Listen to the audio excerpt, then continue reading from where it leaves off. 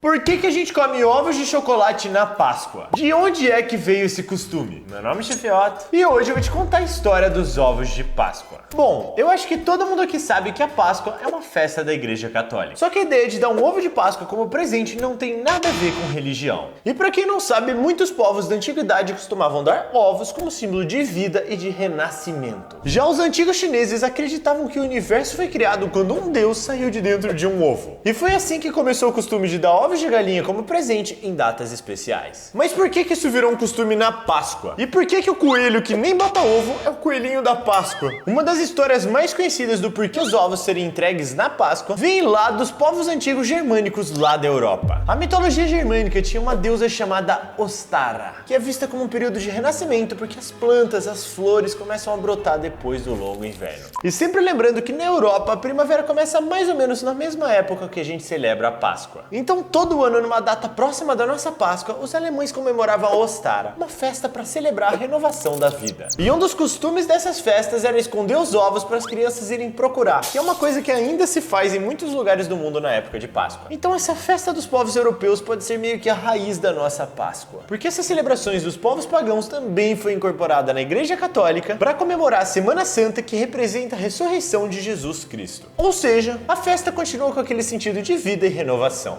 Mas no meio de tudo isso, não dá pra ter certeza se é realmente daí que vêm os ovos de Páscoa. Mas existe uma história que eu ainda não contei que pode ser a origem desse mistério. No século XII, o rei da França, Luís VII, voltou das cruzadas e ele foi recebido com uma baita de uma festa. E adivinha o que ele ganhou? Muitos ovos! Mas até aí beleza, porque a gente já sabe que os ovos eram um presente que eles costumavam dar na época. Só que ele voltou da cruzada bem no meio da quaresma, que pra quem não sabe é o período entre o carnaval e a Páscoa. E muitos pesquisadores afirmam que foi a partir daí que os ovos começaram a ser associados com a Páscoa. E sim, na Idade Média já começou a se tornar um hábito entregar ovo como um presente de Páscoa. Agora, mesmo quando os ovos eram usados como presente de Páscoa na Idade Média, eles não eram de chocolate. Então calma que agora que a história fica boa, a gente vai mais uma vez pra França, porque no século XVIII alguns confeiteiros franceses tiveram uma brilhante ideia. Oh, oui, por que não trocamos filho de galinha por ovo de chocolate? Caraca, cara, que ideia genial, não fala pra ninguém não. Agora a gente não vai mais precisar comer ovo cru toda hora. Mentira essa história, hein?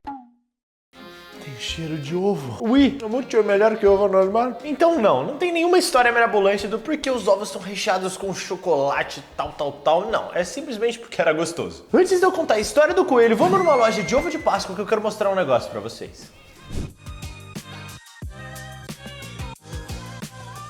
Eu tô aqui numa loja de ovo de Páscoa para descobrir um pouco mais sobre o lado prático da venda do chocolate e não tanto sobre a história. Tô aqui com o Lucas e ele vai contar um pouquinho mais pra gente. E pra eu contextualizar, hoje é sábado, véspera de domingo de Páscoa. Então aqui tá uma loucura. Quantos ovos vocês acham que vocês venderam no total? Eu acredito que em média uns 10, 12 mil, por aí. Caraca, mano. E quantos ovos vocês acham que vocês vendem por dia na Páscoa? Por dia, olha, em média a gente recebe em média uns 600 clientes. Então cada um leva uns 4, 5, depende do tamanho da família. Mas essa média de 5, 6 assim. Caraca, então são 5, 6 ovos por cliente na Páscoa. Meu Deus! E eu também queria saber qual é o ovo de chocolate mais diferente que vocês têm aqui. Tem um de paçoca, brigadeiro e de pudim. Pudim? Sim, ovo de pudim. Também temos o ovo de 70 quilos, que sai no valor de R$ 8.200. Mas enfim, isso ainda não responde a maior das dúvidas. Por que é que os ovos são entregues pelo coelho da Páscoa, sendo que os coelhos nem botam ovos? Para isso existem duas explicações. A primeira é porque o coelho é um animal que tem muitos filhotes, e isso acaba sendo sinal de renascimento e fertilidade. Segunda é porque ele é um dos primeiros bichos a sair da toca depois do inverno. Ou seja, o coelho meio que anuncia a chegada da primavera, que é a época da Páscoa. Mas tem um lance da Igreja Católica que é uma história muito famosa envolvendo o coelho. Essa história diz que o coelho teria ficado preso junto a Jesus Cristo dentro do túmulo. Por isso, no domingo de Páscoa, é o coelho que aparece para anunciar para as crianças que Jesus Cristo ressuscitou.